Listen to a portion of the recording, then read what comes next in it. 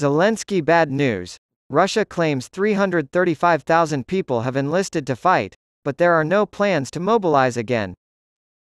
Since more than 335,000 men have enlisted in the Russian armed forces or voluntary units so far this year to fight in Ukraine, Defense Minister Sergei Shoigu said on Tuesday that Russia has no plans to further mobilize men to fight in that country. Russia has been increasing its military spending and weaponry in preparation for a protracted conflict in Ukraine, where the front lines have barely budged in the past year. Shoigu was filmed telling top generals, "There are no plans for an additional mobilization," on state television. The required number of military personnel to carry out the special military operation is available within the armed forces. Shoigu, a supporter of President Vladimir Putin, praised the volunteers for their dedication to the country.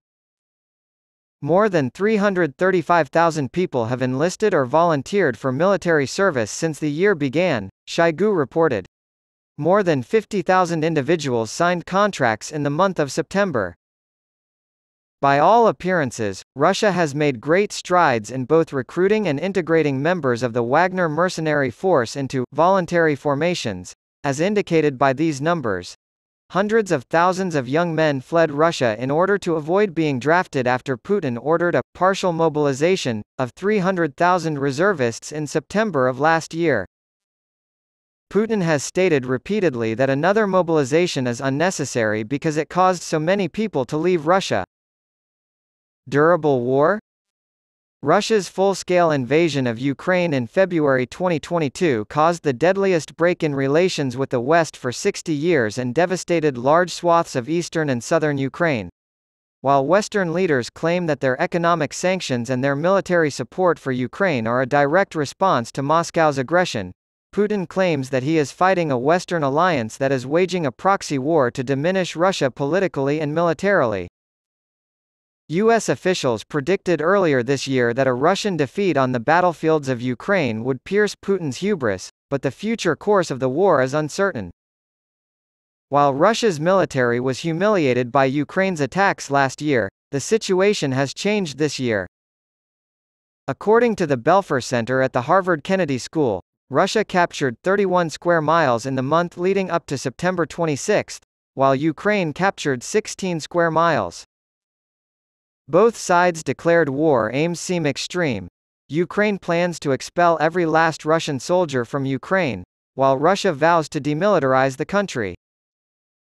Former U.S. Chairman of the Joint Chiefs of Staff Mark Milley warned last month that the battle would be long, hard, and bloody because Russia has more than 200,000 men in Ukraine.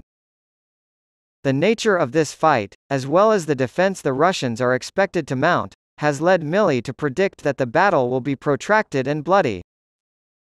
According to Milley, the Ukrainian goal of expelling all Russians from Ukraine is long-term. That's going to take a lot of work over a long period of time.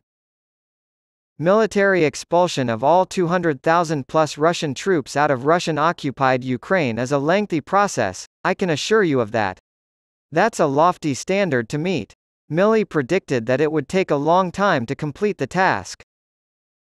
Putin is betting on Western fatigue over the war, despite the Kremlin's expectation that the United States will continue to support Ukraine with tens of billions of dollars in security assistance. Dmitry Peskov, the Kremlin spokesman, said on Monday, "We have repeatedly said that according to our forecasts, fatigue from this conflict, fatigue from the completely absurd sponsorship of the Kyiv regime, will grow in various countries, including the United States."